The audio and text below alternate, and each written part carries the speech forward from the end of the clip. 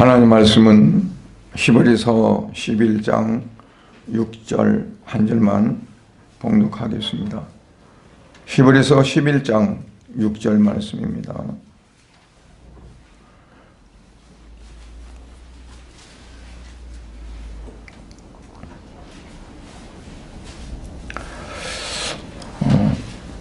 같이 봉독합시다. 믿음이 없이는 하나님을 기쁘시게 하지 못하나니 하나님께 나아가는 자는 반드시 그가 계신 것과 또한 그가 자기를 찾는 자들에게 상 주시는 이심을 믿어야 할지니라. 아멘. 전능하신 아버지 하나님, 오늘 이 시간에도 말씀을 통해서 우리에게 나타나기 원하시고 증거하기 원하시고 하나님을 보이시고 그 하나님을 전적으로 믿기를 원하신 줄 믿습니다. 이 시간도 말씀 가운데 흠뻑 젖어서 오직 하나님의 귀하신 사랑과 은혜와 충만함을 체험할 수 있는 시간이 되어지도록 은혜 베풀어 주시옵소서. 예수님 이름으로 기도드리옵나이다. 아멘. 이 세상 모든 그 만물이 자연적으로 생겼다라고 생각하는 사람들이 많이 있습니다. 지난 시간도 말씀드렸지만 모든 자연 환경 속에 우리가 산다. 그런데 그 자연은 스스로 되어졌고 스스로 이제 생긴 거다라고 이렇게 말들을 합니다. 지구는 태양에서 떨어져 나왔고 또 모든 우주 전체가 스스로 되어졌다고 이렇게 말을 합니다. 그래서 자연이라고 이렇게 말합니다. 그러나 성경에서 우리가 보면은 분명히 하나님이 창조하셨고 모든 것들을 다 지으셔서 각각의 위치에서 각각 역할이 있고 그것이 서로 조화를 이뤄서 그 모든 가운데 생명체가 유지되어지고 우리 사람도 그러한 같은 어떤 동일한 생명체처럼 공기를 마시고 물을 먹고 양식을 취하고 그렇게 살아가는 하나의 존재라는 것을 우리에게 말씀을 합니다. 그래서 히브리서 11장 오늘 3절에 보면 그래요. 믿음으로 모든 세계가 하나님 말씀으로 지어진 줄을 우리가 안다. 그 말은 믿음이 있지 않으면 이 모든 세상이 하나님으로 지어진 줄을 알지 못하고 어쩌다 자연이 생성된 그러한 공간에 우리가 살게 됐다고 말하죠. 사람도 마찬가지로 아주 미세한 어떤 그런 아메바에서 점점 진화해서 사람이 됐다라고 이렇게 말을 합니다. 그래서 진화론이라는 것들을 많이 주장을 하지만 하나님이 창조하신 창조론에 대해서는 그다지 관심을 안 가져요. 학교에서도 진화론은 가르치지만 창조론은 가르치지 않잖아요. 그래서 학생들이 되게 혼동하고 그리고 갈등하는 게 뭐냐면 교회 가면 모든 것들이 다 하나님 지으셨고 지구도 해도 달도 별도 하나님 만드셨고 사람도 하나님 만드셨다고 하는데 학교 가면 그게 아니라 자연이 생겼고 사람도 점점 진화되었고 모든 것은 진화되어 간다라고 이렇게 배우는 거죠. 어떤 게 맞나 갈등을 할 때가 있습니다. 그래서 가장 하나님이 기뻐하시는 건 뭐냐면 믿음이라고 그랬어요. 그 다음에 나오는 말이 누구가 나오냐면 에녹이라는 사람이 나오잖아요. 여기는 이제 믿음으로 아벨이 나오네요. 그런데 5절에가 에녹이 나오고 아벨이나 에녹이나 그들을 왜 히브리서 11장에 등장시키냐면 그들이 믿음으로 하나님 앞에 기쁨을 받았기 때문에 그렇습니다. 아벨도 믿음으로 하나님 앞에 제사를 드렸고, 에녹은 300년 동안 하나님과 함께 동행했다. 그런데 그러한 모든 그들의 그 같은 주체가 뭐냐면 믿음이었어요. 그래서 하나님은 나를 기쁘게 하려면 뭐가 씨하느냐?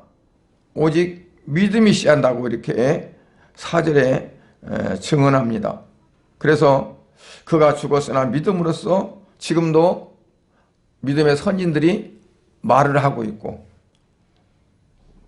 또 5절의 끝에 보면 하나님을 기쁘게 하시는 자라 증거를 받았고, 그래서 하나님은 우리에게 뭘 요구하시느냐?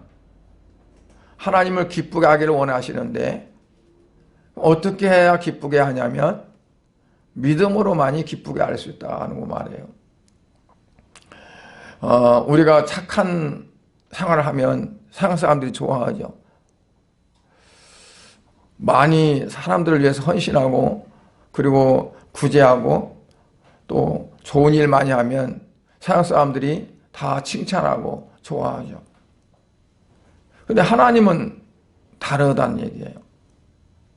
하나님은 많은 사람 도덕적으로 윤리적으로 또는 세상의 어떠한 것들을 사람들에게 이제 해악 안 끼치고 선을 베풀고 산다 할지라도 그걸 가지고 하나님은 기뻐하시지 않는다는 거예요.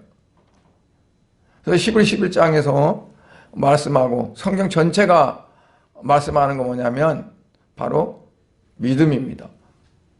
왜 믿음을 강조하실까요? 믿기 어려운 일들이니까. 세상적인 논리로, 세상적인 생각으로는 믿을 수가 없으니까. 왜냐하면 하나님의 하시는 세계, 그 세계와 세상 사람들이 살아가는 모든 세계는 너무나 달라요. 사람들은 육신 중심으로 살아가고, 그리고 그들은 다 자기 육신을 위해서 살아가요. 모든 것들이 서로 사랑한다는 것도 나를 위해서 사랑하는 거고, 열심히 일하는 것도 내가 잘 되기 위해서 열심히 일하는 거고.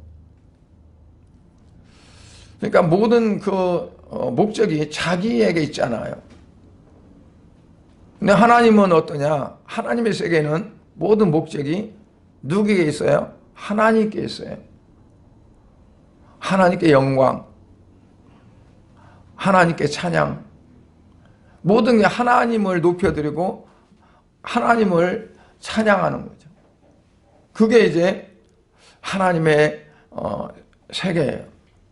그러니까 이 땅에 우리가 살아가는 그러한 모든 생각이나 사고적인 어떤 것들과 하나님이 원하시는 것과는 너무 달라요. 그래서 에녹이 300년 동안 동행했다는 것은 어떻게 하나님과 이렇게 동행을 했을까요? 사람인데.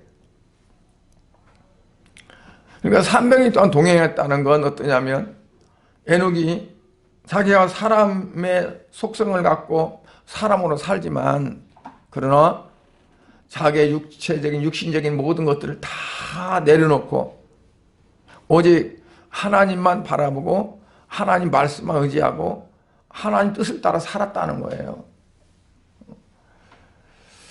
그렇다고 볼 때 오늘날 성도들도 어떠냐? 성도의 삶은 어떤 삶이에요? 예수님께서 말씀하기를 나는 길이라 그랬어요. 그래서 내가 길이니까 나를 통하지 않으면 아버지께 갈 수 없다. 내가 문이다. 양의 문. 그래서 나를 통하지 않으면 다 도적되라. 그러니까 예수 그리스도 자신이 뭐냐면 하나의 길이라고 그랬어요. 그 길을 가는 사람들을 가리켜서 성도라고 그래요. 예수 그리스도가 길인데 그 길을 통해서 하나님을 향해 가는 자들을 가리켜서 성도라고 한단 말이에요. 그러면 여러분들은 성도예요? 성도 아니에요? 성도죠. 성도인데, 그러면 성도는 어때야 되느냐? 오직 목적이 하나님께 있어야 되죠. 그러려면 에녹이 자기 모든 걸 다 내려놓고, 그리고 오직 하나님께 맞춰서 하나님의 뜻을 향해서 살았던 것처럼 우리가 그러한 삶을 살기 원하는 겁니다. 그래서 히브리 기자는 히브리인들에게 이제 하나님 말씀을 전하는 거예요. 히브리인들에게. 근데 히브리인들은 어떠냐? 유대인들이잖아요. 그들은 하나님을 잘 섬기고 하나님의 율법을 잘 지킨다고 하지만 그들의 목표는 하나님이 아니었어요. 자기들의 의, 자기들의 어떤 것들, 정통성, 전통, 유전, 어떤 그런 것들이었지, 하나님이 어떻게 생각하실까, 하나님 무엇을 원하실까, 하나님이 그래서 그런 것들을 찾지를 않았어요. 구하지를 않았어요. 그러니까 히브리서 기자가 히브리인들에게 이제 요구하고 그들에게 하나님 말씀 전하는 건 뭐냐면, 믿음의 선인들처럼 그렇게 믿음으로 살지 않으면 안 된다는 거죠. 안 된다. 그래서 히브리 11장에서는 믿음을 굉장히 특별히 강조를 해요. 물론 성경 모두가 하나님을 향한 믿음을 요구하지만, 그러나 유독히 히브리 11장은 믿음에 대해서 이제 강조하는 겁니다.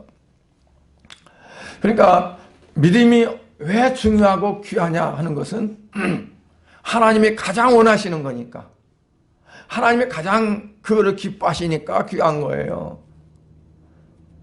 내게 있어서 믿음이 좋아서가 아니라, 내게 있어서 믿음이 정말 소중해서가 아니라 하나님이 기뻐하시고 하나님이 그거를 가장 찾으시니까. 우리가 구원받는 것도 뭘로 받습니까? 믿음으로 받죠. 우리의 봉사로 구원받는 거 아니에요? 우리가 전도하는 행위로 구원받는 거 아니에요? 우리가 하나님 앞에 드리는 물질적인 어떠한 그런 자원을 통해서 구원받는 거 아니에요? 오직 우리가 구원받는 것은 믿음으로 구원받는 거예요. 하박국서에 보면 오직 의인은 믿음으로 말미암아 살리라 그랬어요. 믿음으로 말미암아 살리라. 그러니까 그 말은 믿음을 통해서 살아야 된다. 그렇다면 우리가 이 땅에 살아가는 것도 뭘 통해서? 믿음을 통해서. 믿음의 눈으로 봐야 한다는 거예요. 우리가 보는 것도 믿음을 통해서 보고, 우리가 생각하는 것도 믿음을 통해서 생각하고, 모든 것이 다 믿음이 적용돼야 되는 거죠. 그 믿음은 어떤 믿음일까요? 믿음은 하나님으로부터 오기 때문에,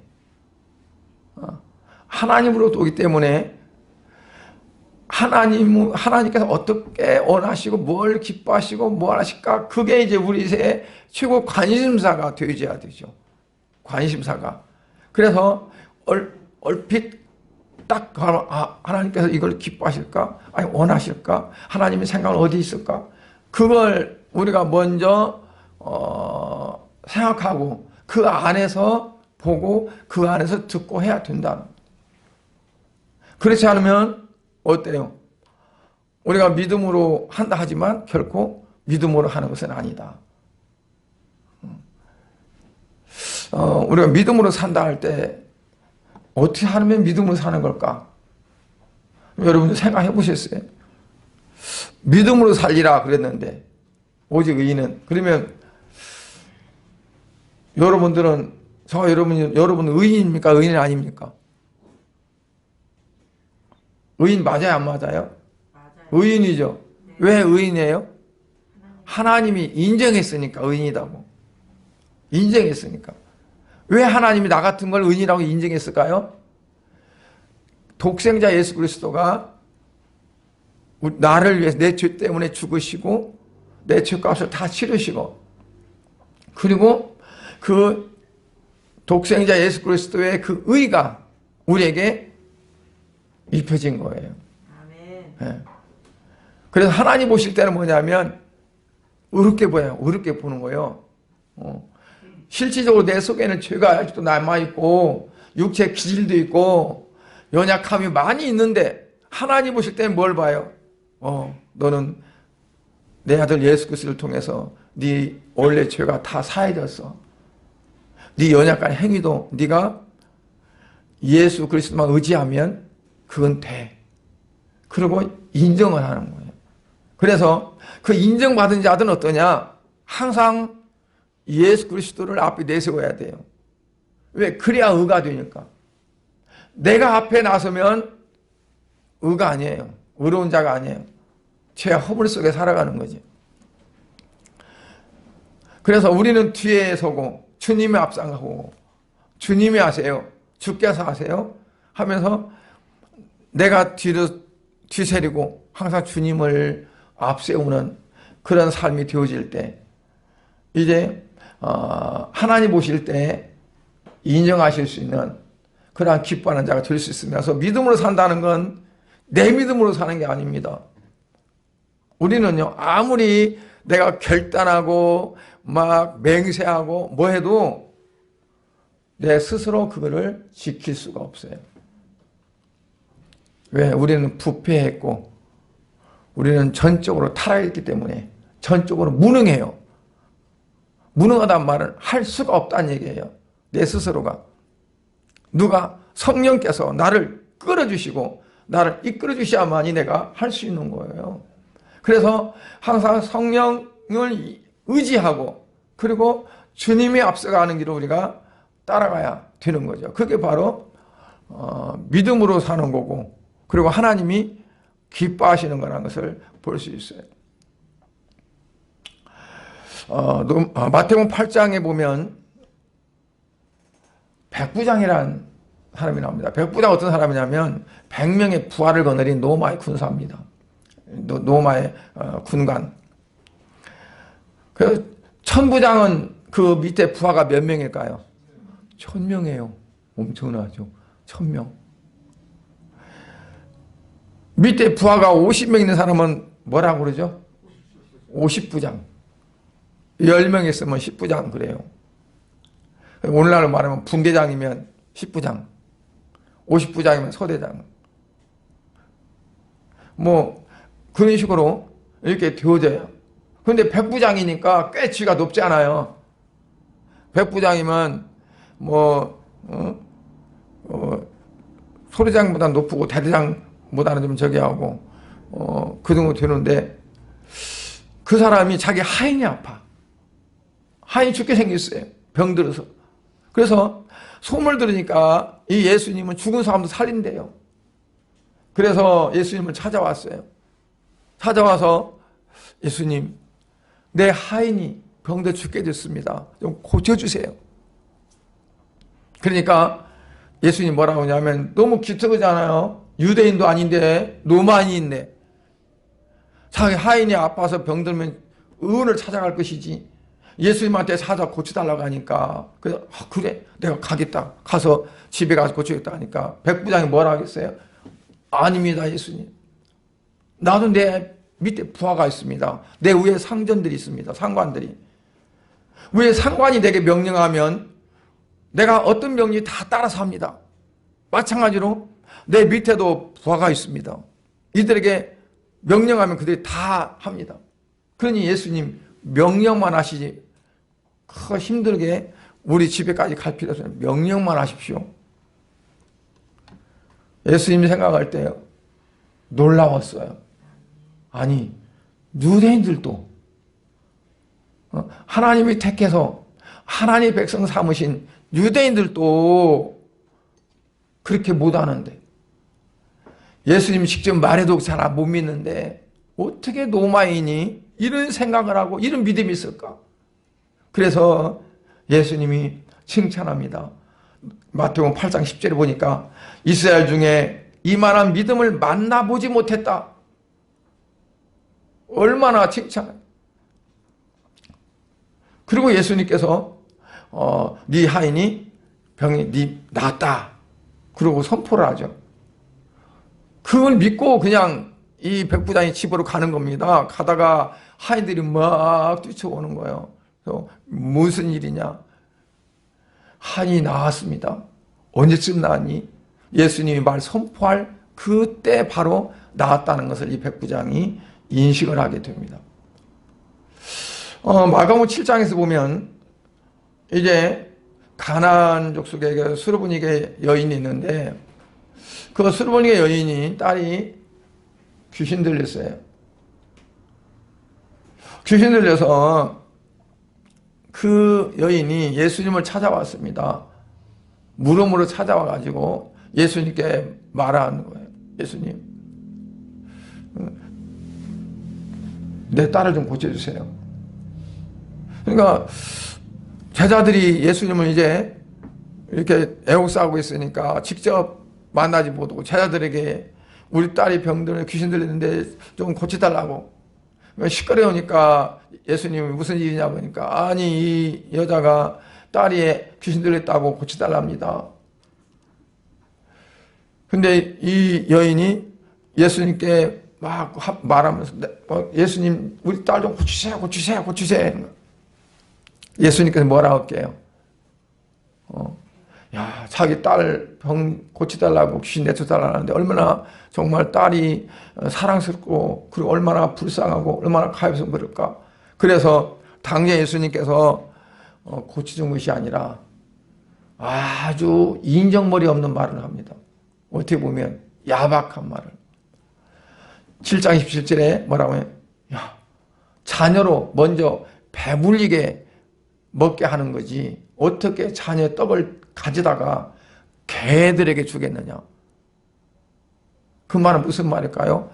이스라엘 백성들은 하나님의 자녀고 이방인들, 그 이방인들은 개다는 거예요. 그러면 좀 속된 말로 말하면 개 같은 자들에게 어떻게 주겠느냐. 그 말을 듣고 기분이 좋을까요? 나쁠까요? 기분이 팍 상할 거예요. 더러워 죽겠네. 그러면서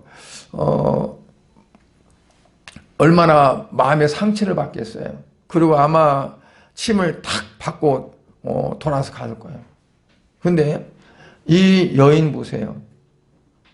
28절에 보면 뭐라고 하냐면 주여 올수에다만 상 아래 개들도 아이들이 먹다가 떨어진 부스러기를 먹나이다.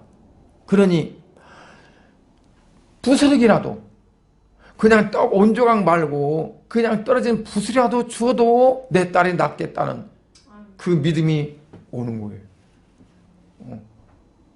여러분 대단한 믿음 아닙니까? 만약에 입장을 바꿔서 여러분이 그 여인이 당한 것을 당했다고 보세요. 우리 교회에서 이제 만약에 치유집회를 한다. 치유집회를 하는데 이제 다른 교인 성도가 왔어요. 와가지고 치유받으려고 그러면 뭐라고 해요? 이 사람 저기 목사님 성도 맞아요? 아니 오늘 처음 봤는데 그러면 에이 당신 안 돼. 어떻게 이 교회 성도도 아닌데 치료받겠다고 와. 그리고 그러면 그분이 어떨까요? 그래도 좀 해주세요 그러고 사정은 그럴까요? 아니면 기분 나빠서 내가 이놈의 교회 오는가 보다 그러고 이제 가버릴까요? 아마 그럴 거예요. 근데 그 아이 엄마는 오직 어떨까요? 딸을 살려야겠다는 그게 너무 강한 거예요. 그러니까 자기가 창피당하고 무시당하고 욕먹고 하는 건 그건 아무렇지 않은 거예요. 잔이 된 사랑이. 그러니까 우리가 체면, 자존심, 그런 거 다 그런 걸 생각하면 조그만 어떤 거에도 상처받을 수 있어요. 자존심이 상하고. 그런데 하나님에 대한 주님에 대한 갈망이 너무 커. 이런 건 아무것도 아니야. 나는 내가 하나님께 은혜를 받고 내가 하나님 앞에 어떤 것을 얻기 위해서는 난 이런 건 다 감당할 수 있어. 하는 마음이 더 크면은 그런 것들은 다 아무것도 아니에요. 사도 바울이 복음을 전한다는 갈망과 열정이 너무 크니까 사람들에게 핍박받는 거, 고난당하는 거, 뭐 하는 거 다 그거는 별거 아니었어요.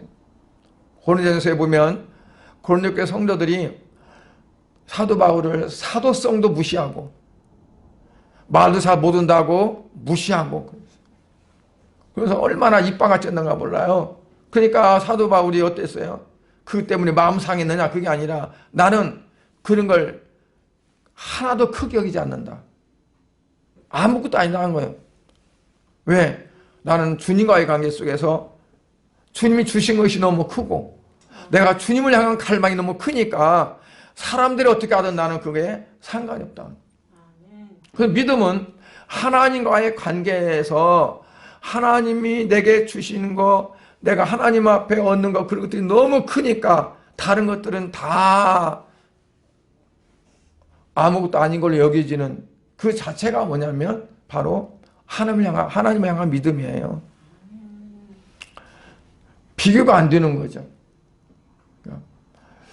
천국에 관한 비유를 말씀하실 때 예수님께서 그랬어요. 어떤 남의 밭에가 일하다가 흙을 파는데 밑에가 뭐가 이상한 소리가 나. 그래서 몰래 이렇게 파봤더니 금은뭐가 그 속에 들어있는 거예요. 이걸 꺼내면 내 것이 아니잖아. 밭주인 거지. 그러니까 집에 가서 자기 모든 거 다 팔아가지고 그 밭주인에게 이 밭 내게 팔으라고. 내가 이 밭에 일하다 보니까 너무 마음에 들어서 그러는데 돈은 내가 얼마에 줄 테니까 이 밭을 내게 팔으라. 그러니까 그 밭주인은 얼마나 좋아요. 내가 이 비싸게 받아가지고 딴 거 사면 되지. 그래갖고 팔았어. 그러니까 마치 천국은 그와 같다는 거예요. 어떤 거 귀중한 금은 보화를 발견하고 그리고 어떻게 이제 그거를 내 걸로 만들려고 하는 그러한 것들이 천국을 소유하는 자라는 얘기예요. 그렇다면 만약에 내가 금 보화를 발견하지 못했다면 내 모든 가산을 다 정리해가지고 그거를 비싼 값에 살 수 있을까요? 못 사죠. 내가 예수 그리스도 안에서 정말 다른 세상에서는 얻을 수 없고 볼 수 없는 너무 값지고 중요한 것 내가 발견했으니까 내 세상의 친구, 내 세상에 좋아했던 거 다 끊어버리고 오직 거기에 올인하는 거예요. 그게 주님을 향한 믿음이에요. 너무 비교할 수가 없어. 비교가 안 돼. 비교급이 아닌 건 뭐라고 하냐면 최상급이에요. 최상급은 비교가 대상이 안 돼요. 이것밖에 없어요. 비교급은 서로 비등비등해서 이게 좀 나을까? 아니 이게 좀 나은 것 같은데 이게 좀 낫겠다. 그게 비교급이에요. 믿음은 비교급이 아닙니다. 오직 하나. 이거밖에 없는 거예요. 그래서 하나님은 도덕적이고 착하고 뭐 있고 그런 사람이 믿음이 없다면 그 사람을 택하겠느냐? 아니면 도덕적으로도 조금 그래. 사람도 조금 너무 가볍고 못마땅해. 근데 이 사람은 믿음 하나는 끝내주는 거예요. 그러면 하나님은 누구를 적을까요? 뭐 교회, 전도, 뭐 이 사람이 더 잘하고 그러니까 이 사람을 사용해야겠다. 그게 아니라 하나님을 향해 가진 믿음. 그 믿음 어떤 거라고 하겠어요? 비교급이 아니라 최상급으로 오직 이거, 오직 예수, 오직 복음. 뭐 그 옛날에 우리 배울 때 그래 솔라 스크립처. 솔라란 말이 오직입니다. 그래서 오직 예수, 다른 건 없다는 거예요. 예수밖에는 없다. 그게 바로 우리의 믿음이라는 겁니다. 고린도서 13장 13절에 보면 믿음, 소망, 사랑 세 가지가 나와요. 13장 13절에 믿음, 소망, 사랑 이 세 가지는 항상 어떻게? 있을 것인데 있는 것인데 그 중에 제일은 뭐라고요? 사랑이라. 그러면 믿음, 소망, 사랑에서 어떤 것이 가장 클까요? 사랑. 그런데요, 믿음이 없으면 사랑이 없습니다. 왜 사랑이 크다고 하느냐? 이 세상에서 믿음도 필요하고 소망도 필요하고 사랑이 필요하지만 하늘나라 가서는 사랑밖에 없어요. 믿음? 이 땅에서 필요한 거예요. 하늘나라 가면 믿음이 필요 없어요. 다 믿음 있는 사람만 올라와, 거기는. 천국가. 거기서 믿음 누가 크냐, 그거 필요 없어요. 믿음 없는 사람 아예 못 가. 소망? 믿음 안에 소망을 갖고 신앙생활 하는 거예요. 소망이 없으면 신앙생활 못 해요. 천국에 소망을 가진 자가 신앙생활을 하는 거지. 그런데 이 모든 것들이 다 어디에 바탕을 두냐면 믿음의 바탕을 둡니다. 믿음이 있어야 믿음 안에서 소망도 있고, 사랑도 믿음 안에서 사랑이 있어요. 그렇지 않으면, 믿음이 없으면 사랑이 있으면 믿음이 생기나요? 아닙니다. 믿음 있는 사람에게 하나님을 향한 사랑, 성도를 향한 사랑이 있는 거예요. 그래서 하나님의 영의 생계는 오직 믿음으로만 알 수 있습니다. 믿음으로만. 예수님께서 요한복음 6장 29절에 하나님께서 보내신 이를 믿는 것이 하나님의 일이라 그랬어요. 하나님의 일이라. 그런데 모래떡 5개 물고기 2마리로 예수님께서 5,000명을 먹이고 12강조가 남았을 때 그 뒤에 예수님은 어디로 가면 산으로 올라갑니다. 왜 산으로 올라갈까요? 피해가는 거예요. 이 유대인들이 난리가 날 거예요. 이제 보리떡 5개 물고기 2마리 5,000명을 먹이고도 남았으면 이 예수를 왕으로 세워야 된다. 그럼 우리가 굶주림이 필요 없고 노마의 어떤 식미지도 아닐 거고 뭘 거고 막, 그러니까 그들의 마음을 알고 산으로 기도하라고 올라가셨어요. 제자들은 배 타고 바다 건너로 건너가라고 했어요. 빨리. 그리고 예수님은 기도하시고 나서 새벽녘에 무리를 걸어서 배로 가고 배와 합류해서 그 다음에 바다 건너편으로 갔어요. 그런데 그것들을 경험했던 사람들이 아무리 사이도 없거든. 그러니까 찾아서 바다 건너편까지 왔어요. 건너편에 와가지고 아니 언제 오셨습니까? 우리 얼마 찾은다 그러니까 예수님께서 뭐라고 말씀하십니까? 28절에 요한복음 6장 너희가 나를 찾는 것은 표적을 본 까닭이 아니요 먹고 배부른 까닭이라. 썩을 양식을 위하여 일하지 말고 오직 영생하도록 있는 양식을 위해서 일하라. 썩을 양식을 위해서 일하지 말고 영생하도록 있는 양식을 위해서 일하라 그런 거예요. 그러니까 일을 하는데 2가지 일이에요.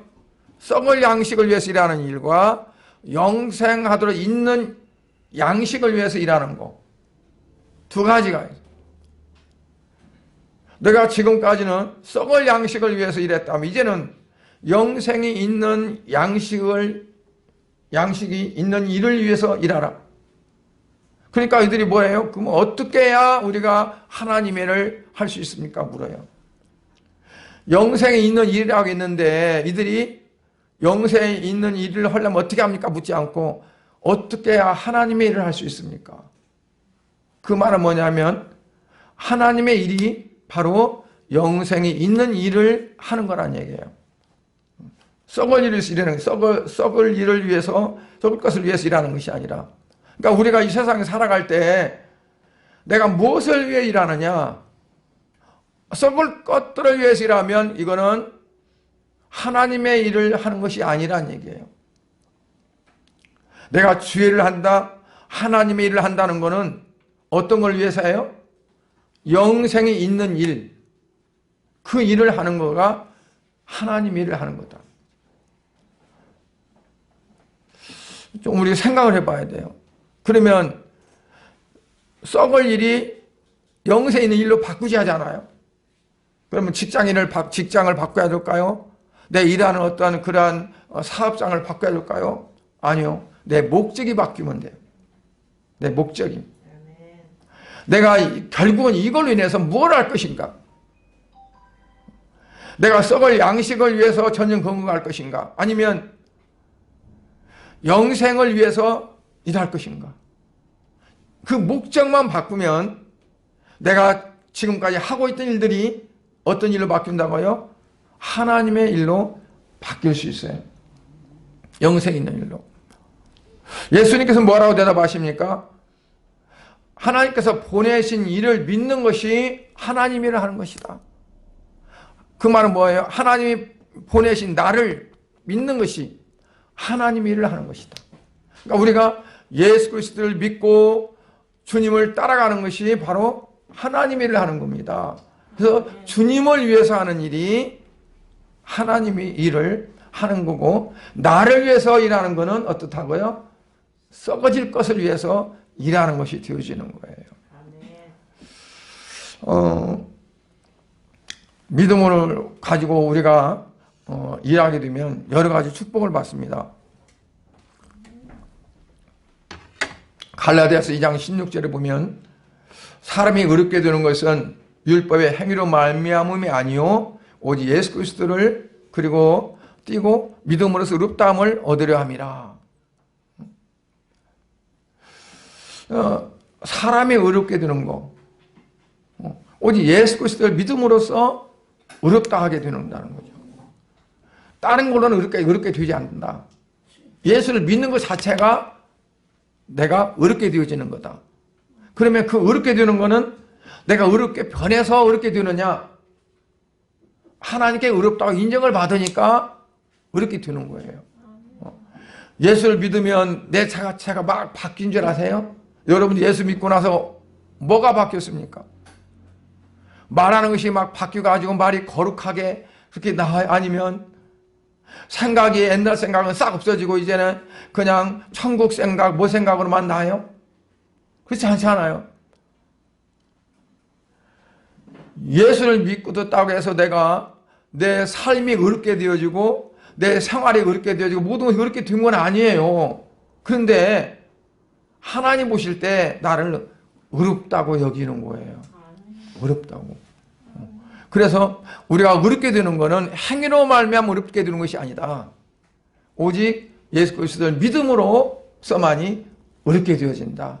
그래서 세상에 의인 없나니 하나도 없다. 의인 없는데 하나도 없다. 왜? 우리가 스스로 의인이라고 할 수 있어 없어.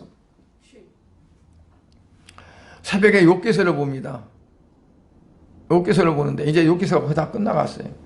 욥기서 보는데 욥이 원래 자기를 의인이라고 하질 않았어요. 하나님 인정했어요. 사탄들어 너 욥을 봤냐? 욥처럼 그렇게 의로운 자가 없다. 그러면서 막 칭찬했어요. 그러니까 사탄이 아예 하나님 무슨 말씀이에요? 지가 그만큼 부자로 잘 살고 보니까 그렇지. 하루아침에 다 없어보세요. 당장 하나님 원망할 거예요. 그러니까 그럼 욥은 건들지 말고 네가 한번 해봐 그래가지고 사탄이가 조작을 부려가 조화를 부려서 그냥 다 없어지게 만들었잖아요. 그러니까 욥이 하는 소리가 주신이도 하나님이시고 거두시도 하나님이시니까 오직 하나님 영광 받고 하나님 감사합니다. 그러고 그냥 그랬어요. 나중에 하나님도 욥 봤냐? 예, 봤습니다. 어쨌든 그 아무리 그래도 그가 나 원망하지 않지 않더냐? 그러니까 그 사탄이 뭐라고 그래? 아이고 하나님 몸뚱이가 성으니까 그러죠. 몸뚱이를 쳐가지고 그냥 죽을 만 나게 해보세요. 그러면 당장 하나님 원망할 거예요.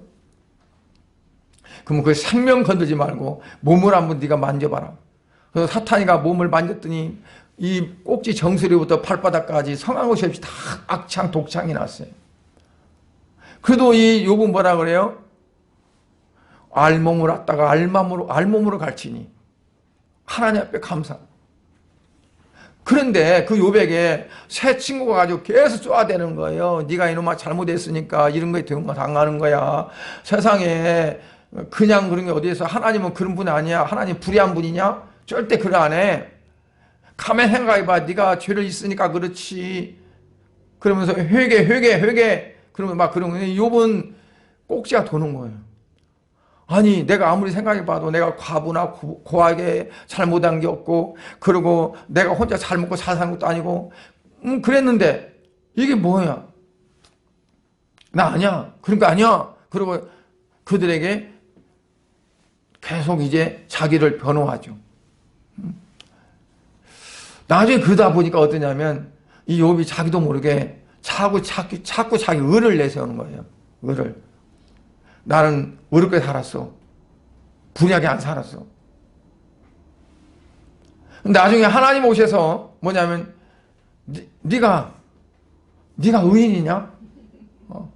하면서 책망하는 거예요. 네가 나처럼 내가 땅을 지을 때, 땅기를 놓을 때 네가 어디 있었느냐? 내가 천지를 창조하고 못을 때 네가 뭘 하냐? 너 이거 아느냐? 들나귀가 얼마 만에 새끼 낳고 뭐든지 네가 알아? 모르잖아. 그러면서 이제 책망하는 거죠. 그러니까 욥은 오직 하나님 마음 중심으로 살았어요. 살았는데 이 친구들이 계속 찔러대니까 아니야 하다 보니까 나도 모르게 이게 뿌듯해진 거예요. 나는 의인이야. 어렵지가 않아서. 그래서 힘든 거예요. 이제 욥 자신이 하나님은 원망하고 불평은 안 했지만 친구들 때문에 그냥 스스로 어렵다고 여겨져요.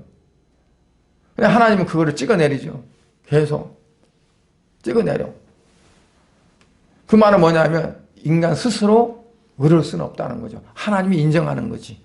하나님은 분명히 사탄 앞에서도 인정했어요. 그런데 욥이 자신이 어렵다 하니까 하나님이 그거를 찍어내리는 거예요. 그러니까 우리 인간은 스스로 의로울 수가 없습니다. 그냥 예수를 믿고 그리고 예수님을 의지해야 하는 거예요. 그러면 하나님 보실 때 나를 의롭게 여기고 죄를 다 가려버리는 겁니다. 그래서 우리가 구원받는 건 믿음으로 받습니다. 왜냐하면 죄가 있으면 구원이 안 돼요. 죄가 없어져야 돼요. 죄가 어떻게 없어져? 예수 그리스도의 그 보혈의 피로 그 피값으로 없어지는 거예요. 그래서 내가 그 예수를 믿고 아직도 내가 구원의 확신이 없는 사람들은 어떻게 해야 될까요? 그래, 하나님 아들 예수 그리스도가 내 모든 죄를 다 없이 하려고 이 땅에 오셔서 십자가에 못 박혀 죽으시고 그리고 3일 만에 부활하셔서 승리하시고 이제 하늘로 올라가셔서 마지막 날 심판하러 그리고 구원하러 이 땅에 오신다는 걸 믿으면 어떻다고요?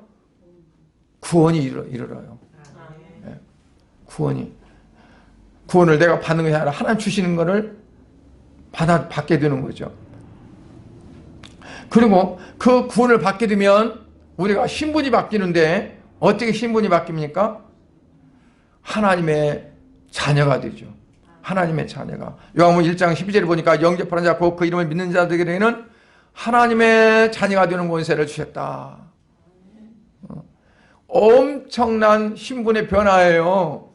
죄로 인해서 지옥에 가서 죽을 수밖에 없는데 하나님이 건져내셨는데 그냥 건져낸 것으로 끝나지 않고 그를 양자의 영을 주어서 하나님의 자녀로 삼으셨어요. 하나님의 자녀는 나중에 어디로 가야 될까요? 하나님의 집으로 가야 되죠. 그렇죠? 그래서 믿음으로 천국과 영원한 집을 얻게 됩니다. 이 땅에서 착한 일 많이 했다고 해서 봉사 많이 했다고 해서 아니면 참 이런 일 저런 일을 많이 해서 세상 사람들이 다 저 사람은 아마 미리 천국에 다 준비됐을 거야. 그래도 no 아니야. 그걸로 가지 못해. 예수 안 믿었으면 꽝이에요. 꽝. 예수님의 십자가로 내 죄가 가리지 않고 사함받지 못했다면 아무리 내가 세상적으로 잘해도 그는 하늘나라에 갈 수가 없어요. 생명책에 기록이 될 수가 없어요.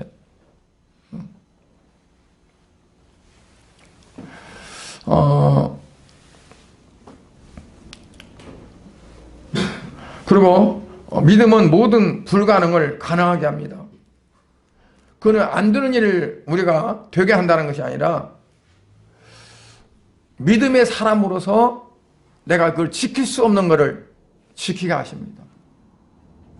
그러니까 내가 믿음의 사람으로 살아가야 되잖아요. 내 힘으로는 안 돼. 그러나 내가 믿고 하나님 앞에 구하면 그 믿음을 통해서 하나님께서 나로 하여금 그 일을 할 수 있도록 하게 하시는 거예요. 내 의지로 결단으로는 안 돼요.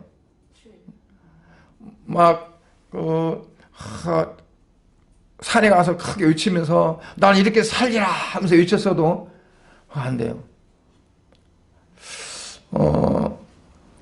그럼 믿음이 성장을 어떻게 해야 되느냐? 믿으려고 해야 됩니다. 믿음은요, 믿음으로 살려고 믿으려고 하면 믿음이 주어져요. 그러니까 믿음이 없는 사람도 하나님 말씀을 막 읽고 하나님 말씀 받아들이려고 하고 열심히 기도해서 성령 충만 받으려고 하고 내가 힘쓰면 믿으려고 애쓰면 하나님 믿음을 선물로 주세요. 그래, 네가 그만큼 갈망하는구나. 그만큼 네가 애쓰는구나. 그리고 우리에게 믿음을 주세요. 그 믿음은 구원받는 믿음이 아닙니다. 구원받는 믿음은 하나님이 그냥 내가 받아든 안 받으려든 하나님의 계획과 섭리 속에서 그냥 주십니다. 그러나 우리가 내 믿음대로 살려고 하는데 이게 안 돼. 그럴 때 구하는 게 바로 그러한 믿음이에요.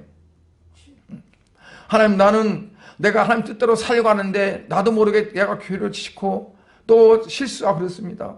하나님 이거 어떻게 합니까? 그리고 기도하면 하나님께서 성령을 통해서 나를 이끌어 가세요. 주세요. 그게 바로 믿음을 통해서 행해지는 거예요. 분명한 것은 구원을 받는 믿음은 내가 구해서 받는 게 아니다. 하나님이 계획하셔 섭리하신 가운데서 그냥 우리에게 선물로 주시는 거다. 근데 구원받은 자들이 내가 이제는 세상과 별개로 오직 하나님을 향해서 내가 믿으려고 하는데 이게 잘 안 돼. 신앙생활 하려고 하는데 그때 하나님 앞에 기도하면 안 되는 것들, 불가능한 것들이 되어지게 한다는 거예요. 사업을 하는데 사업이 잘 안 되고 장사는 장사가 잘 안 되고 뭐가 안 되는데 그것들이 막 잘 된다. 그게 아니에요. 그거는 보너스 주는 거예요. 하나님이. 왜? 내가 하나님과 관계에서 내가 하나님께 열심히 잘 살게 하려면 이게 필요하면 그거 주시는 거고 그게 필요치 않으면 끊어버리는 거예요.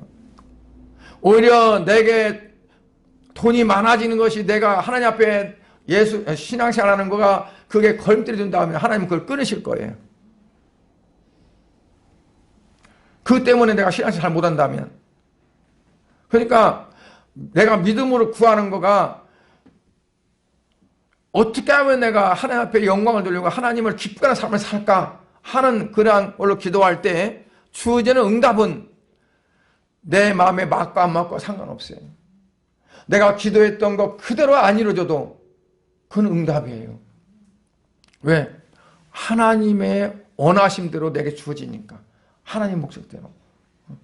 하나님 나 이걸 이렇게 해야 됩니다 그랬는데 다른 방향이 나왔어. 이건 아니고. 그러면 이거 응답 아닐까요? 응답이에요. 하나님이 이걸 원하시는 거예요. 이게 아니라. 그러면 감사해야 돼요. 하나님 감사합니다. 나는 저 생각 못하고 이걸 원했는데 하나님이 이걸 돌려주셨네요. 이걸 통해서 하나님 뭐 하시려고 하는지 나는 모르지만 하나님 분명히 뜻인 줄 믿습니다. 그리고 감사하고 나아가시면 돼요. 의심이 생겼다. 그럼 어떻게 해야 될까요? 그냥 의심에 심취돼 가지고 믿음을 쳐버려야 될까요? 의심 계속 올라가면 어떻게 하냐? 기도해야 돼요. 하나님, 내가 자꾸 이런 의심하는 생각이 나오는데 하나님 내게 믿음 주세요. 네. 그러면 그 의심이 사라지고 믿음이 오게 돼요. 여러분, 이해되는 거 믿으려고 하면 못 믿습니다. 이해는 사람의 생각으로 이해하는 거예요. 도대체 이해가 안 돼. 그래도 하나님 말씀하셨으면 믿음으로 받아들이면 그 받아들임 속에서 이해가 나중에 되어집니다. 아, 그렇구나. 그래서 이것이 이렇게 되었구나. 그리고 깨닫게 되는 거예요. 머리로 판단해서 이해하려고 하지 마세요. 말씀을 듣는데 이해가 안 되면 어떻게 해야 되고요? 기도해야 돼요. 하나님, 오늘 말씀을 듣는데 이해가 안 됩니다. 그게 무슨 말씀이에요? 왜 그래요? 그래도 안 되면 그 말씀은 설교자에게 물어봐야 돼요. 그 말씀은 이해가 안 돼요. 그게 무슨 말이에요? 그러면 알아들을 수 있도록, 이해할 수 있도록 해줄 거예요. 그냥 이해할 수 없는 거 그냥 그대로 갖고 가면 그게 뭐가 될까요? 병이 됩니다. 의심이 내 안에 자리 잡게 됩니다. 믿음에 구름이 끼게 됩니다. 그래서 그거를 벗어야 돼. 해결해야 돼. 기도하고, 기도도 안 되고 말씀을 받아 안 되면 물으셔야 돼요. 마태복음 7장에 보면 구하라 주실 것이요 할 때 그 구하라는 것은 뭔 말이냐면, 이렇게 영어 성경에 보면 에스크, 묻다라 되어 있어요. 물어라. 그러면 주실 것이다. 모르면 물으라는 거죠. 그러니까 우리의 기도는 묻는 기도가 되어야 합니다. 물어보는 기도. 주님, 나는 이걸 원하는데 이게 주님의 뜻입니까? 아닙니까? 내 욕심으로 하는 겁니까? 아니면 주님이 원하시는 걸까요? 그리고 물으셔야 돼요. 그러니까 내가 이걸 원했고 이걸 하고 기도할지라도 이것이 정말 하나님의 원하신 뜻인지 아닌지, 내 육신의 어떤 것에서 이게 썩을 것을 위한 것인지 아니면 영생에 있는 일인지, 그거를 주님께 물으면 주님께서 어떻게 해요? 주님이 원하시는 길로 나로 하여금 갈 수 있도록 그렇게 인도하신다는 얘기예요. 또 믿고자 하는 자에게는 어떤가요? 소원을 둬야 되죠. 소원을. 뭐냐면 그 말은 아까 우리가 아무 소원이 없고 갈망이 없으면 우리의 믿음이 성장하지를 못해요. 그러니까 계속 뭔가를 2%가 부족하든 10%가 부족하든 채우려고 하는, 사상적으로 채우는 것이 아니라 영적인 것들로 채우려고 하는 갈망이 우리에게 있어야 돼요. 갈망이.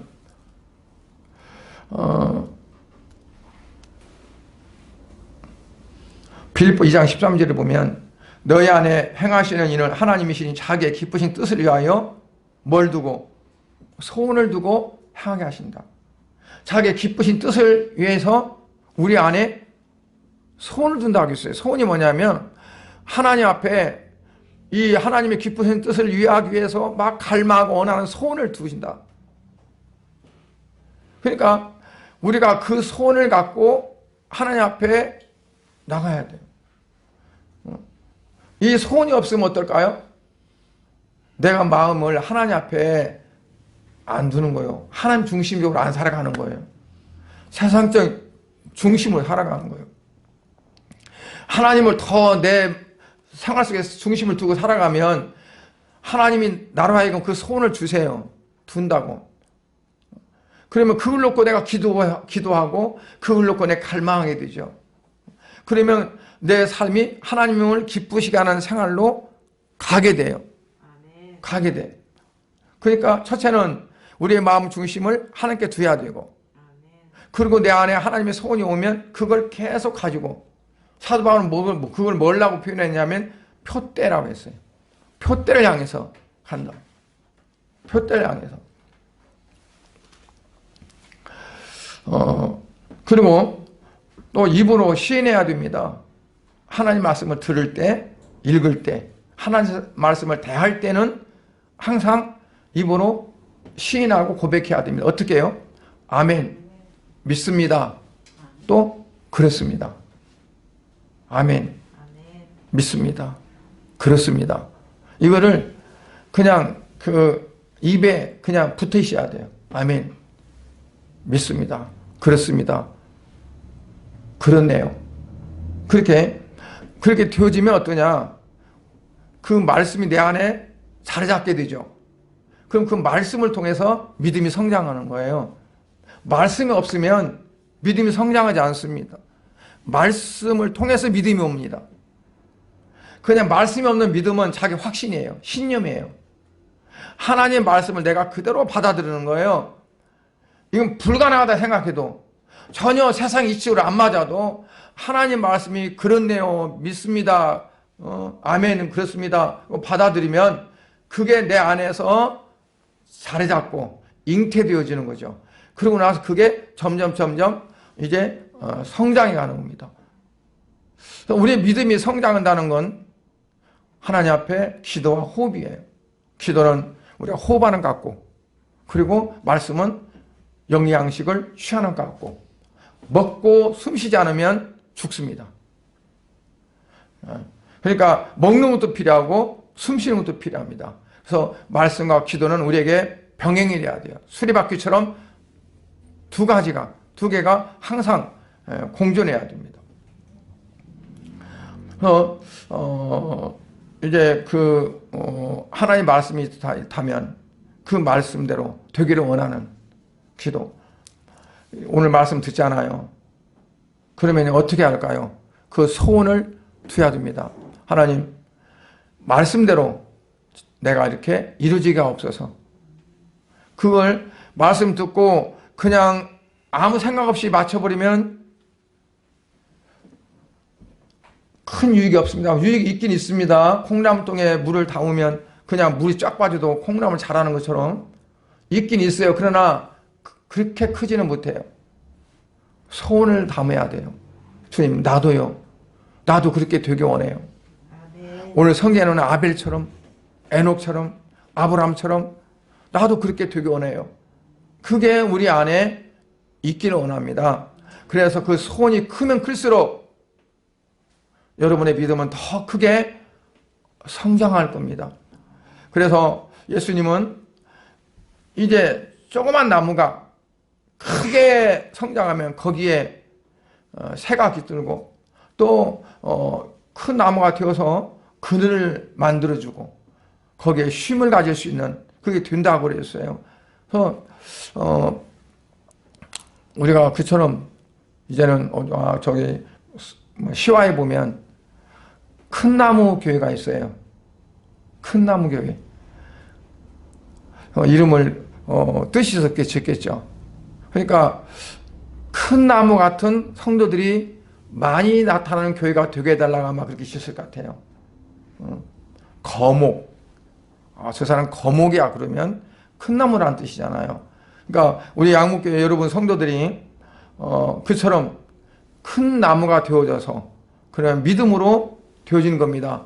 그래서 많은 사람들에게 또 하나님의 영광을 나타낼 수 있고 또 하나님 앞에 기쁨을 드릴 수 있는 그러한 삶이 될 수 있기를 주의 이름으로 간절히 축복합니다. 기도하겠습니다. 하나님 아버지, 주님의 은혜와 사랑을 감사드립니다. 오늘 말씀처럼 이제 우리 모든 성도들이 믿음이 아름답고 귀하게 성장해서 하나님을 기쁘게 드리며 영광 돌려드리고 또 세상을 향해서는 소금의 사명 또 빛의 사명을 잘 감당할 수 있는 성도들이 될 수 있도록 은혜 베풀어 주시옵소서. 우리 성도들을 통해서 우리 교회도 이 근동에 많이 알려지고 또 복음이 전해져서 새롭게 믿겠다고 하는 그러한 영혼들이 많이 찾아올 수 있도록 하나님 축복하시고 역사해 주시옵소서. 오늘 특별히 이제 또한 어려움과 힘든 고통 속에서 치료받는 우리 이정희 권사님이 아버지 예배같이 참여했습니다. 아버지 하나님 주께서 사랑하는 귀한 권사님을 주님 영적으로 육체적으로 주님 강건하게 해주셔서 아버지 아직 치료가 남았사오니 남은 그 치료가 하나님 앞에 영광 돌릴 수 있을 정도로 잘 되어져서 빨리 건강을 회복하고 아버지 이제 하나님의 살아계시 역사하시는 그 모든 것들을 많은 사람들에게 증거하고 증언할 수 있는 귀한 권사님 될 수 있도록 은혜를 베풀어 주시옵소서. 또한 우리 모든 성도들에게도 이와 같은 동일한 믿음도 주시옵소서. 예수님 이름으로 기도드리옵나이다. 아멘.